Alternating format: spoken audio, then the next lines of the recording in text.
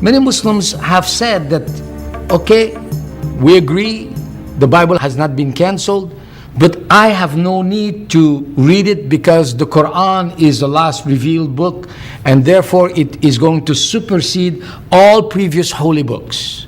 This is the sentiment of many Muslims who say this, but haven't thought through the consequences of such an attitude and statement.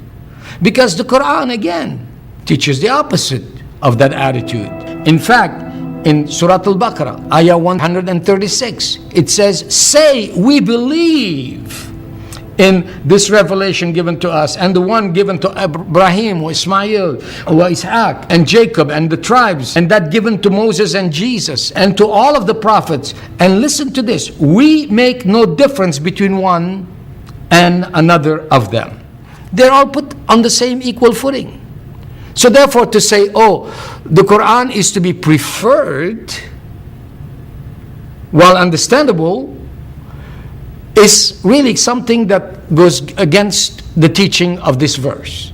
Also, we are told in Surah Al-Baqarah, Ayah 285, that we need to confess, to say that we believe not only in God, but also in His books. That is given in the plural.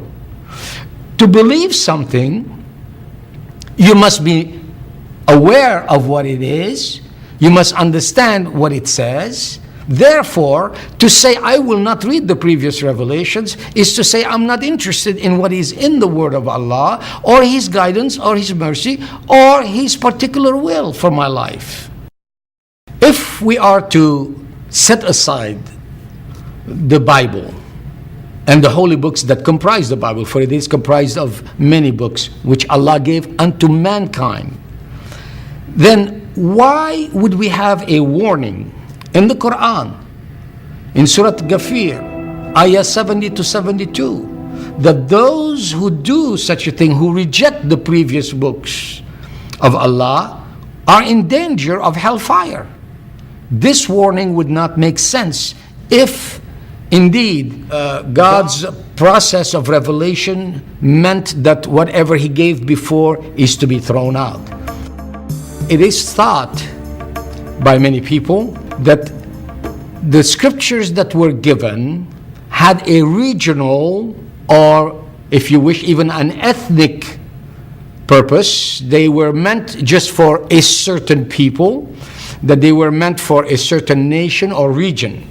I grew up believing that Jesus was sent only for the people of Israel. But as I began to study the Quran and the Injil, I realized that this was really an imaginary concept that fit neither books. Here is what we read in Surah Al-Imran, verses 3 and 4. And He sent down the law of Moses and the gospel of Jesus before this as a guide to mankind. As a guide to mankind. And the word that's used is anas. So this is not just the Jews or the Christians. Otherwise, He would not have said to mankind. So therefore, to assume that because supposedly the previous books were meant for a particular group, that does not concern Muslims today, is patently false. I would like also to call to your attention that it says in that particular verse, نَزَّلَ عَلَيْكَ الْكِتَابَ بِالْحَقِّ مُصَدِّقًا لِمَا بَيْنَ يَدَيْهِ وَنَزَّلَ الْتَوْرَاةَ وَالْإِنْجِيلَ. It is a musaddiq or musaddiqan, to confirm. Musaddiqan, confirming or a confirmer. It came to confirm that which had come previously. Well, think about it for a moment.